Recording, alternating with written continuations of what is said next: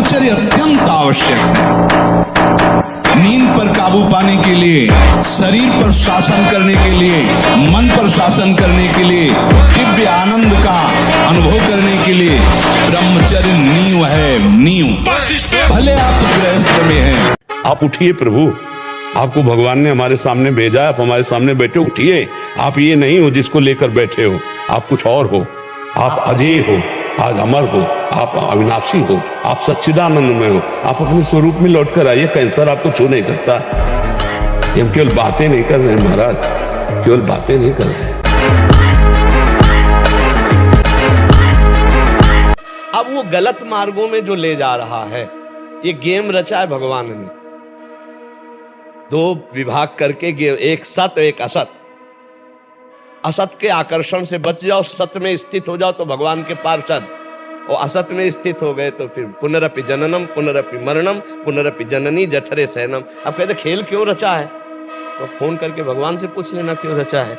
क्योंकि वो स्वयं से स्वयं की रचना की, किसी दूसरे की नहीं। वो आप भी वही हो। अब भूल गए अपने आप को शरीर राग के कारण, तो आपको लगता है कि परमात्मा का अंश मैं कैसे हो सकता हूँ, मैं परमात्मा स्वरूप कैसे। तू परमात्मा स्वरूप ही है, अंश नहीं, सीधे परमात्मा स्वरूप ही है। इस शरीरों के राग में अपने को भूल गया है। इसलिए जो मन में असत भाव है, उनको निकालने के लिए बच्चा मानव देह मिला है। अब मन कह रहा है कि गंदी बात करना है, आप निश्चय कर लिए नहीं करना है, आप जीत गए।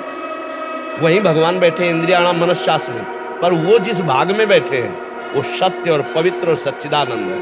अब असत भाव को छोड़ो, श्री कृष्ण अनुकूलेन प्रतिकूलस्य वर्जनम, प्रतिकूल आचरणों का त्याग करो, पूरा मन भगवान बन जाएगा। पर करना ये तुम्हें पड़ेगा, ये गेम है, ये खेल है, ये तुम्हें करना पड़ेगा। गंदी बातों का त्याग करने के लिए तुमको तत्पर होना पड़ेगा। जैसे अभी पीछे वाले में कहा कि हमें माया पकड़े, तो हमें बताओ कौन सी माया पकड़े, क्या पकड़े।